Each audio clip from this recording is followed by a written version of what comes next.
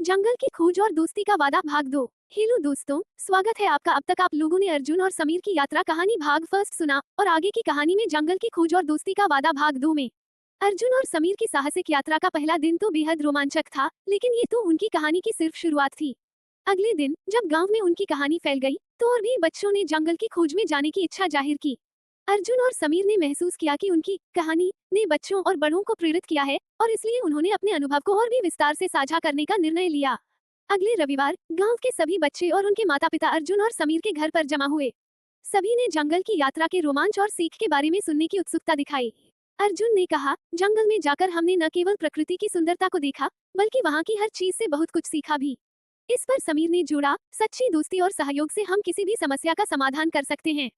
दोस्तों ने ये भी बताया कि जंगल में कई तरह के पौधे और औषधियां पाई जाती हैं, जो हमारे स्वास्थ्य के लिए बहुत लाभकारी होती हैं।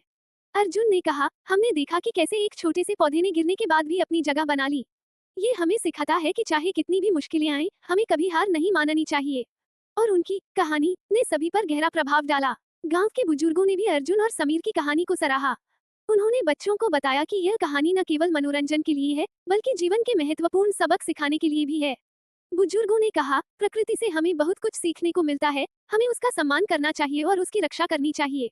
इसके बाद गांव में एक योजना बनाई गई कि सभी बच्चे महीने में एक बार जंगल की सफाई और रखरखाव के लिए जाएंगे। यह विचार अर्जुन और समीर की कहानी से प्रेरित था। सभी ने मिलकर ये तय किया कि वे जंगल की रक्षा करेंगे और वहां के प्राकृतिक संसाधनों का सम्मान करेंगे।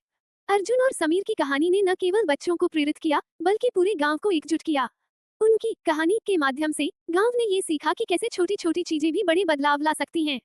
इस प्रयास ने गांव में एक नई ऊर्जा और उत्साह भरा और सभी ने मिलकर एक सुंदर और हरियाली से भरपूर भविष्य की कल्पना की।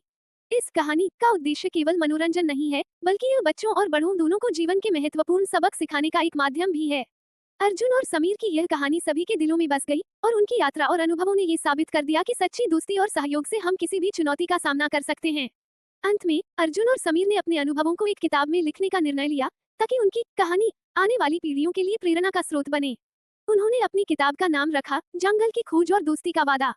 ये किताब गांव के सभी लोग के बीच खूब लोकप्रिय हुई और सभी ने इसे पढ़कर साहस, सहयोग और प्रकृति के प्रति प्रेम का महत्व समझा। दोस्तों, आप लोगों को आज की कहानी कैसी लगी? आपका क्या राय है इस कहानी पर? हमें कमेंट में जरूर बताइएगा। अच्छी लगी तो लाइक करें और चैनल को सब्सक्राइब जरूर करें। धन्यवाद। मिलते हैं अगली वीडियो में।